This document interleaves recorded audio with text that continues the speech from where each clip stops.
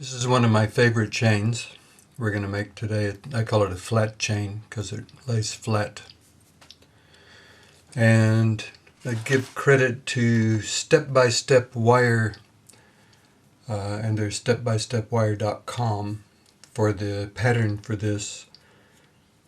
Theirs is all unsoldered links, so it's quite easy to do. The one we're doing is all soldered. So this will take 1 millimeter wire, a couple of meters of it, a 6 millimeter mandrel, and a 3.5 millimeter mandrel. Yep, knitting needles work really well. These are aluminium, and I just chopped them, shortened, and they're handy because you can just look and see what size they are. You don't have to measure it. So make all of your small jump rings, lay them on a charcoal block, solder them individually, and then we'll assemble the chain. So we'll start by putting 2 large in 2 small, and I recommend soldering this as you go because it's easy to solder the bits together if you don't. So we're going to hold these 2 individually in a third hand, solder them, and then we'll continue. I'm just going to cut bits of solder on my soldering block, and I'm going to pick solder. These solder snippers come from Rio, and we're using hard solder.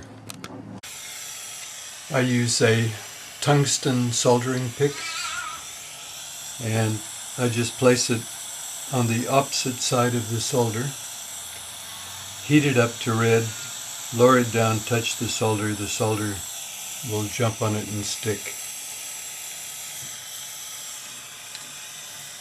Flux the join, and I always have the join up, and I'm using a GRS third hand setup.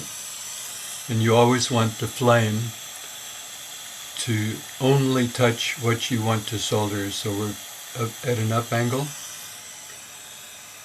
And I just heat the jump ring, the flux will go clear, I lower the solder onto the jump ring, and it solders almost that quickly. And we just shift the next one up.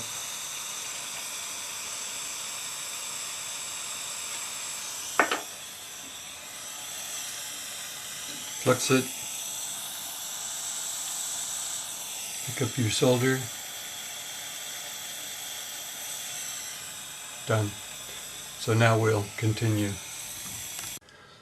Now we're going to run a single jump ring around the 2 small jump rings,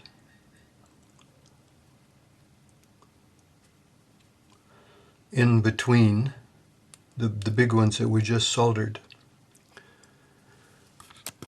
It's a bit fiddly, but it'll be worth it.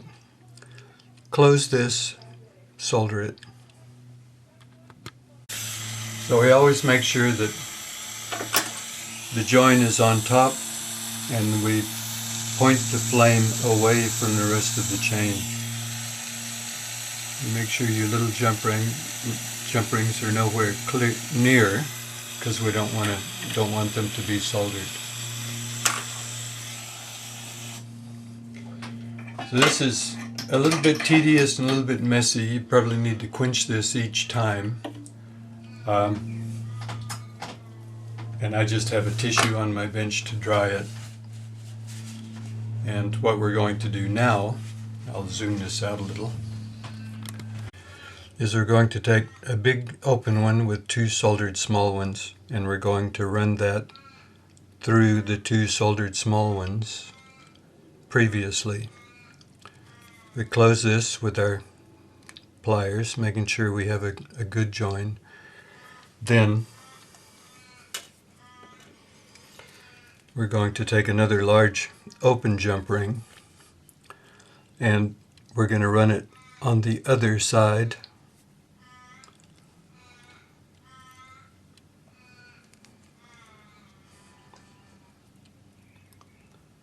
So through the two, and then through these two, and then we'll solder these two jump rings. Now, a single one through those two big ones and around the little ones.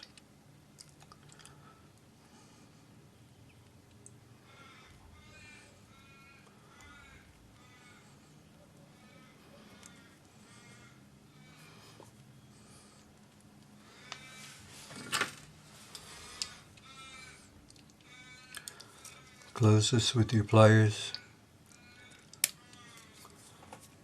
Solder that one, and then another two through the small rings with small rings attached. So that's our beginning, you can see. So just continue. Two more small on an open jump ring going through the two small.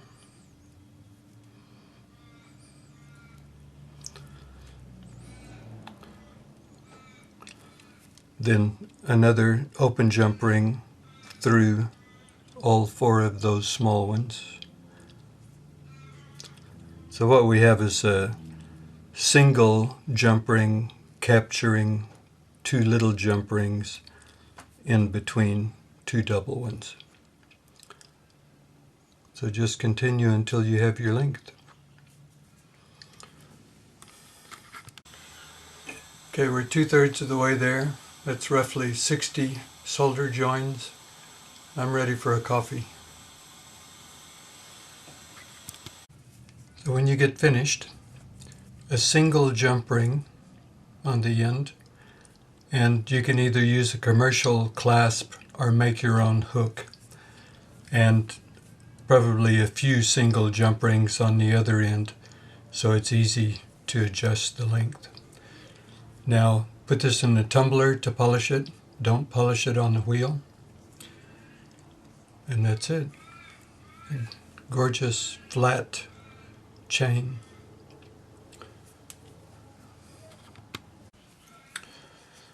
So this is the chain. 1 millimeter wire and 6 millimeter and 3.5 millimeter mandrels for the jump rings. And you'll need roughly 80 centimeters, so just under a meter of wire for the small jump rings, and just under 1.5 meters for the large jump rings. And it's taken me about 2 hours to do this. All the jump rings are soldered. If you want to make one of these with unsoldered jump rings, it's really quick, but it's not as nice.